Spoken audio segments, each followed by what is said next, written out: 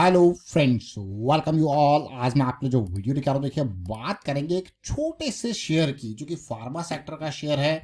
तो इस pharma share को समझते हैं और मोमेंटम के बारे में समझने की कोशिश करेंगे। एग्जांपल लेंगे एक और शेयर का, उससे कुछ लर्निंग यहाँ पे मिलेगी। और आगे बढ़ने से पहले मैं आपको बता दूं, अगर आपने अब तक चैनल को सब्सक्राइब नहीं किया तो जल्दी से सब्सक्राइब कर लें, बेल आइकन को प्रेस कर लें, जिससे आपको नोटिफिकेशन आती रहेगी। और प्राइस एक्शन देखिए बहुत इंपॉर्टेंट है।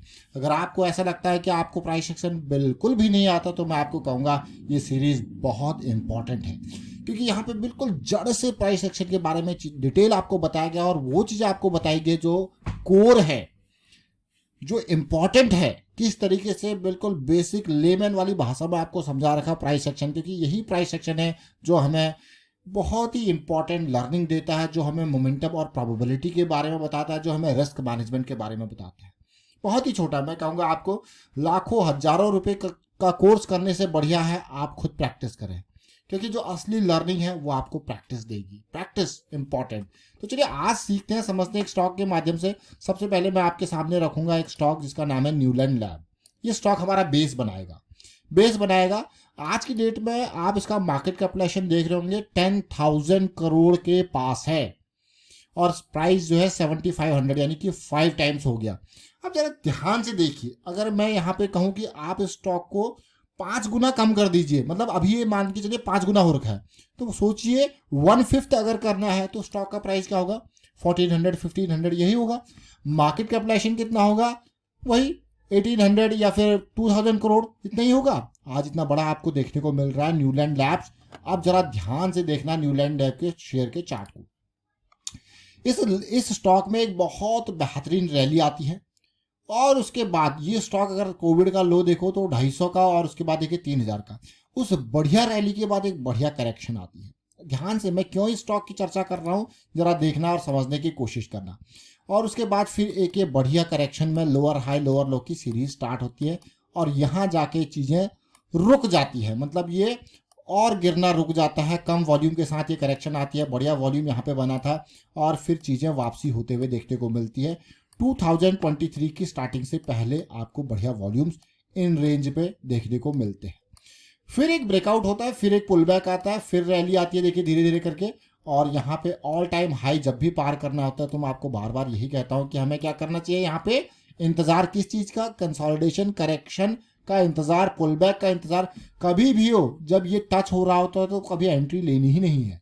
हाँ, टच होने के बाद कंसोलिडेट करने लग गया कुछ हफ्ते कुछ महीने, तो मतलब अपॉर्चुनिटी तैयार होगी। फिर आपको बिल्कुल ऐसा है कि अब ये जो है अगली रैली के लिए स्टार्ट हो चुका है। जरा देखिए यहाँ पे कुछ हफ्ते नहीं, देखिए क्लियरली कुछ महीने यहाँ पे कंसोलिडेट किया उसी प्राइस पे, और उसके बाद आप देख सकते हो सीधे डबल से भी ऊपर। लेकिन स्टॉक को जड़ पे समझना ज़्यादा इंपॉर्टेंट होता है। जड़ पे क्योंकि बहुत कम रिस्क होता है। अगर मैं कहूँ यहाँ पे इन स्टॉक्स में बहुत कम रिस्क था, थोड़ा पेशेंस जरूर था। और उसके बाद जरा देखिए ये स्टॉक इन लेवल्स से कहाँ पहुँचा, ये देख सकते हो ऑलमोस्ट 400%। तो ये छोटी छोटी, अब आपके मन में क्वेश्चन होगा यार ये स्टॉक हम कब कब इसकी जिक्र कर रहे हैं। देखिए अब जरा देखिए, ध्यान से देखना, ये आपके सामने ये स्टॉक हम बार बार लेके आए हैं उस टाइम पे जब ये सिचुएशन स्टार्ट हो रही थी। सितंबर की बात करो, नवंबर की बात करो, बिल्कुल जड़ पे था। और उसके बाद ऐसा ही नहीं, उसके बाद फिर से स्टॉक को हम आपके सामने लेके आते हैं जब ये पहला लेवल टच किया इसने, फिर और उम्मीद थी ऊपर जाए, फिर कंसोलिडेट करे, और उम्मीद थी ऊपर जाए, और यहाँ ऑल टाइम हाई पे फिर से कंसोलिडेशन दे, और फिर आगे की जर्नी। अब आप कहोगे यार क्या, कितनी बढ़िया बात है, कितनी अच्छी बात है। प्रोसेस, ये है प्रोसेस के बारे में बात। अब प्रोसेस आपने देखा न्यूलैंड लैब से। किससे देखा आपने? न्यूलैंड लैब से। अब ये तो जस्ट एक बेस है, ये चला गया, जाने दो, कोई दिक्कत नहीं। अभी हमारे कवरेज एरिया से बाहर चला गया। अब अगर होल्ड किया तो बढ़िया बात है, नहीं तो ये कवरेज एरिया से बाहर चला गया। फ्रेश के लिए बिल्कुल नहीं, फ्रेश के लिए तो मैं बिल्कुल नहीं कहूँगा कभी भी इसको। क्यों? अब ये चाहे यहाँ से 7,000 से 70,000 पहुँच जाए, कोई दिक्कत नहीं। अगर आपको फ्रेश के लिए अपॉर्चुनिटी देखेंगे तो हम कहते हैं जब साइकिल स्टार्ट हो रही थी, चाहे यहाँ पे 1300 की रेंज पे, चाहे यहाँ पे जहाँ पे 200 SMA से क्लोज होती हो, तो अगर आपको इन साइकिल्स को प्ले करना है, इन छोटी छोटी करेक्शंस को देखना है, फिर आप छोटे टाइम फ्रेम वाइज जाओगे। जब भी बात आती है बड़े टाइम फ्रेम की, तो हम डेली की साइकिल, वीकली पे देखते हैं कितनी नज़दीक हम हैं, तो वो सिचुएशन है। अब हम बात करेंगे इंपॉर्टेंट बात। अब एक छोटा सा स्टॉक जिसके हम जिक्र करने वाले थे, जिसके लिए पूरा बेस बनाया गया, भूमिका बनाई गई न्यूलैंड लैब का एग्जाम्पल देके, ये है टाइसन इंडस्ट्रीज। छोटा सा स्टॉक है, 208 करोड़ का मार्केट कैपिटलाइजेशन।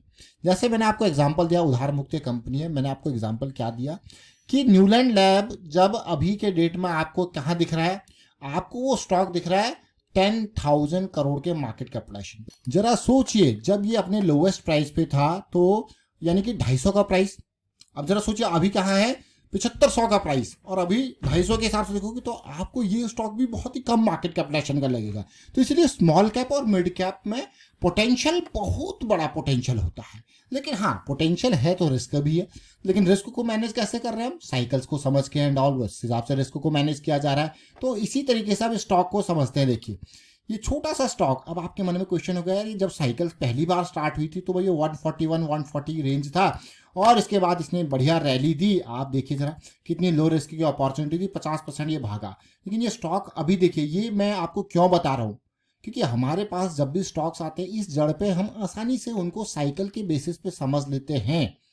अब आप यही चीज प्राइस एक्शन की पूरी सीरीज में आपको समझा रखा है साइकिल के बारे में, और यही चीज हम अभी भी समझने की कोशिश कर रहे हैं। अब मैं जरा आपको एक रेफरेंस देता हूं। देखिए ये वीडियो देख रहे हो, ये है आपके सामने पिछले साल का अप्रैल 5 का वीडियो, जब हमने आपको न्यूलैंड लैब के आगे के पाथ के बारे में बताया था, जब ये भाग चुका था और ये स्टार्ट होने वाला था। या अप्रैल 5 का अगर मैं प्राइस आपको इस टाइसे इंडस्ट्रीज में अगर दिखाऊं तो अप्रैल 5 का प्राइस देखिए, ये है 142 143 के आसपास का।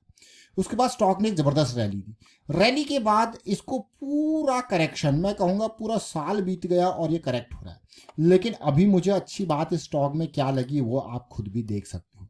इस स्टॉक को मैं अभी से नहीं बल्कि इन लेवल्स से ट्रैक कर रहा हूं, जब ये साइकिल स्टार्ट हुई थी कि फिर से 200 SMA डेली पे पास आएगा और फिर से अपॉर्चुनिटी तैयार करेगा।